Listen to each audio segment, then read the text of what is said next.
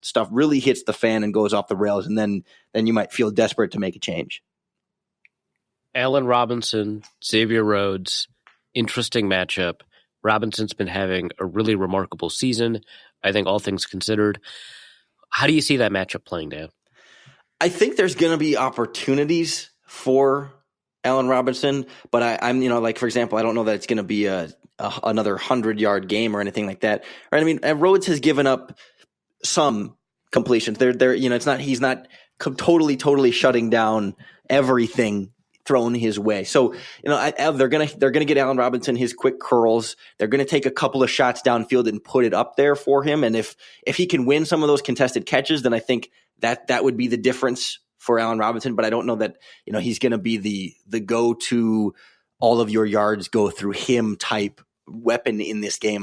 Last week it was Taylor Gabriel that got all the touchdowns. And I think that was more just sort of right place, right time, and just kind of worked out against Washington's defense. So, they're working on kind of spreading the ball around a little bit. I'm expecting, more running backs and Tariq Cohen and David Montgomery getting the ball a little bit more in this game and trying to get some other receivers involved. But I think Robinson will get his, but I don't think it's going to be a big performance from him. I think it'll be sort of, measured, 4 or 5 catches for 40 to 60 yards, somewhere in there.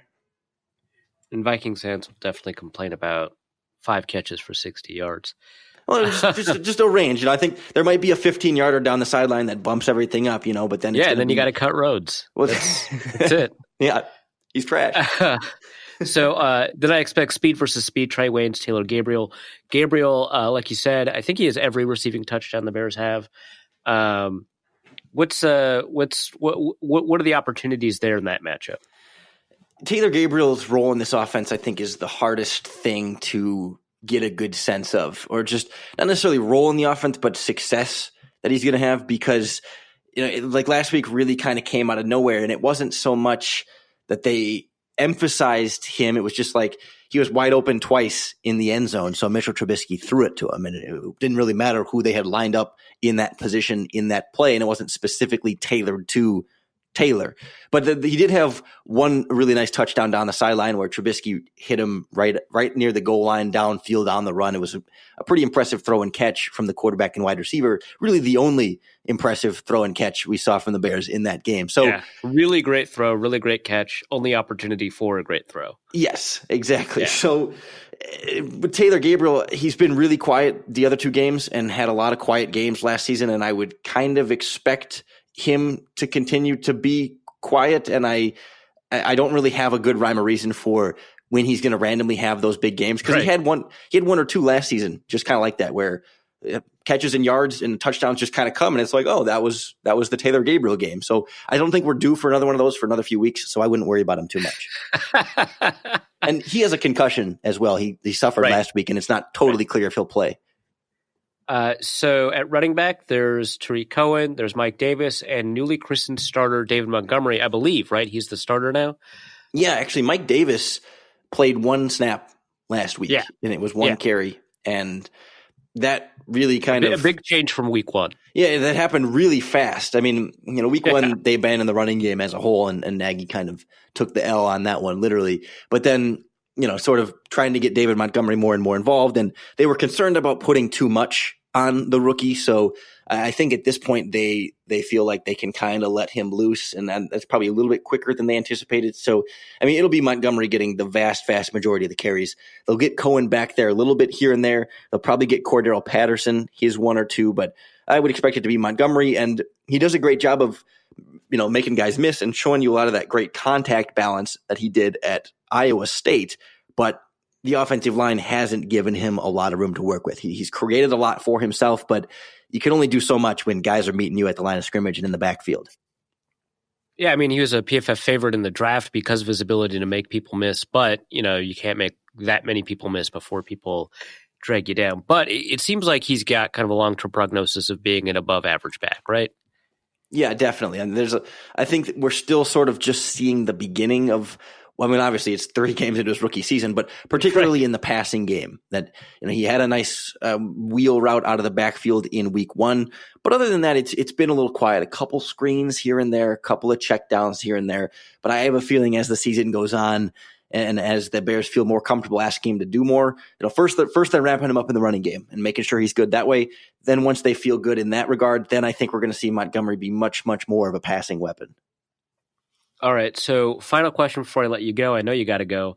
Tight end stuff. You've got Trey Burton. Plus, like, there's a whole bevy of like Bears tight ends that people have wanted to work out, haven't. There was some concern about Darren Waller last week. He got over 100 yards. Some of it in garbage time, but some of it not against the Vikings. So if there is a weakness on that defense, it might be covering tight ends. Trey Burton, I feel like, has not lived up to his potential from when the Bears signed him. Is he kind of due to break out? Is it dependent on Trubisky? Definitely somewhat dependent on Trubisky, but at this point, no one is expecting anything from Trey Burton. I mean, expectations for him have really completely fallen off. And he's been dealing with a groin injury all season. It was like I think they called it a strain that happened right before week 1 that kept him out of week 1 and we're really kind of limited in the last couple of games.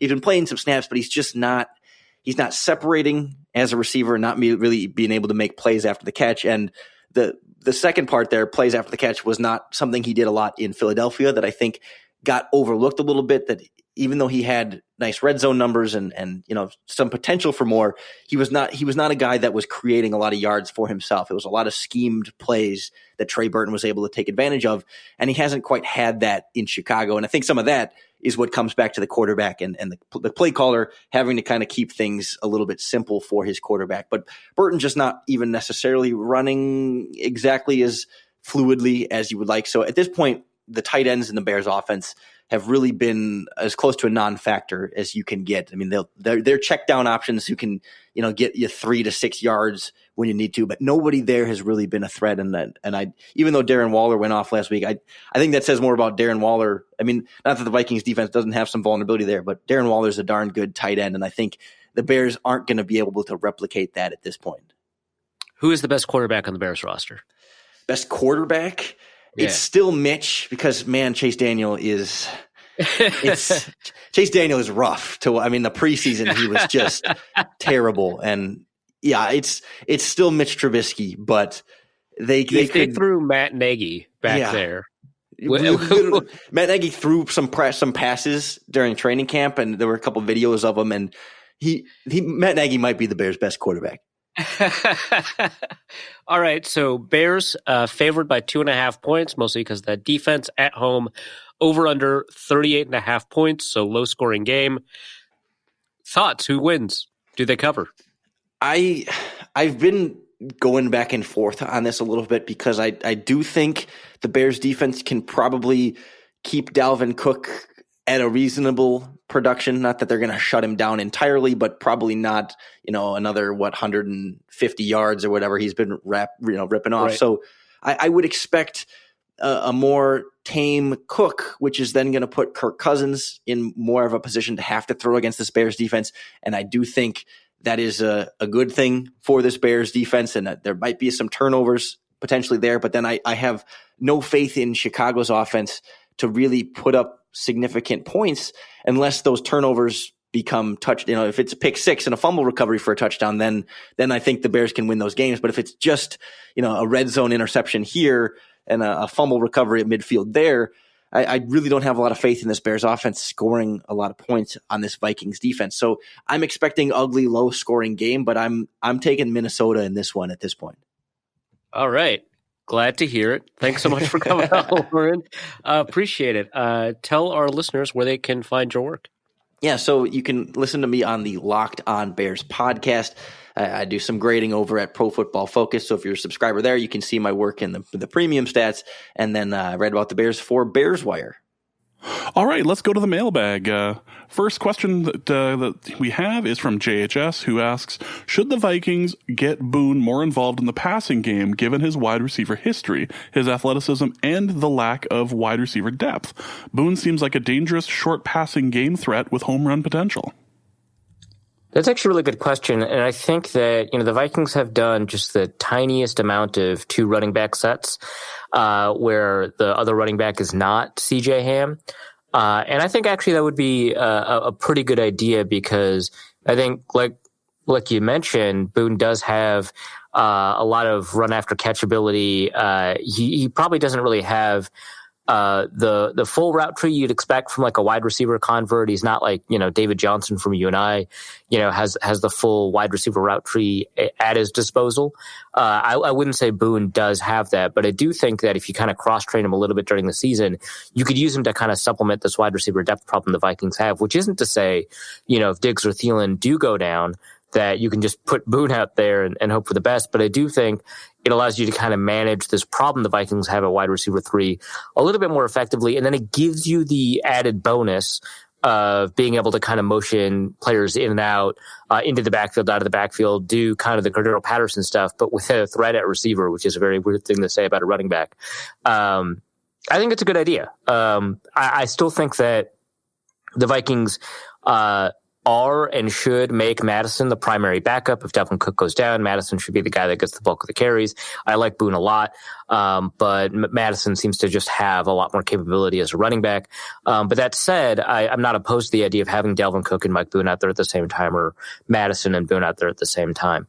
I think that can give you wide receiver options. Out of 22 personnel, you actually have 2 wide receivers on the field instead of 1. So I hadn't actually thought of that. That's a really good idea. Next question is from Luke Braun, who asks, will the Vikings ever pay attention to the black magic accursing their franchise and bring back the 1970s throwback unis to use against specifically the Bears? Yeah, I think Luke brought it up on his own Twitter. I think that the Vikings were 1-6 against the Bears when they're in their alternate uniforms, at least in the past however many years. That's interesting. I didn't know that at all. That's why does that stat exist?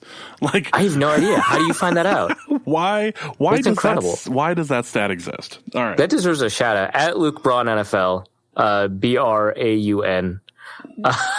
He does the Locked On Vikings podcast, but yeah, incredible. I mean, I love Vikings throwbacks. I think they're better than the current uniforms. And I've grown to like these uniforms. I really disliked them when they first came out. I've come to like them. And I think that the helmet change they made was really good. I think last year on TV, the helmet versus the jersey looked really bad, and now it looks a lot better. But yeah, I love the Vikings throwbacks. I think they look really good, especially the 70s style throwbacks. I've got this Alan Page jersey that's done in that style, and it just looks so good. The problem, of course, is that I think the reason the Vikings can't do a darker purple is because of the Ravens. I don't know that for sure. Don't quote me, but I think that's the issue. But I think for a throwback, you could probably do it. I mean, the Packers are wearing whatever that is in their throwbacks. So yeah, and it's not like not everybody has like the same color of deep blue and the same color of orange anyway. So it shouldn't be that much of an issue. But yeah, I think that's how you combat it, right? Especially because like, man, are the Bears wearing like a 1920s throwback? I mean, I thought it was 30s. Socks with the band. Well, that makes sense. Because the socks with the bands look so weird, and I don't want to say I hate it. I kind of like the whole thing. I know a lot of people think it looks ugly, and I get it. Like, I see it and I can see ugly, but I also kind of see like the whole thing they're going for, and I kind of dig that too. But the Vikings ones are just clean in any era. So maybe it's because the franchise isn't as, if the Vikings existed in the 1930s, I'm sure those 1930s uniforms would look pretty bad. Yeah. The Vikings 09 jerseys, I kind of want to see back they're a at bit some darker point too, aren't they? Yeah. So yeah. I'd be a fan of that coming back. Although if memory serves, in 09 when they went to Chicago, they had throwbacks to either the 70s or 90s for their jersey, and that's when they got the 90s. Yeah, I think they got. I know they got creamed against Chicago that particular game. So yeah. Just more reasons not to have throwbacks in who are the three losses that year? It was Chicago, Cardinals, I think? It was Cardinals, it was Chicago, and it was a really odd game. The Cardinals was a pretty odd game too. Well, that was a Sunday night game, and that was the game with the famous leg break flopping around in the air. I shouldn't. That's awful. I shouldn't laugh. Well, I mean, it certainly wasn't fun to watch. it was. Oh, it was 4 losses. Oh, yeah, of course. So let's see. They've got that win against the Colts. They win against the Chiefs. They win against the Texans. They won against. Lose to the Cowboys. They lost. That's the preseason. That was the preseason. Okay. Yeah. I was like, that doesn't make sense. Because Where's the 49ers win? I remember that. Yeah, because so lose to the Steelers.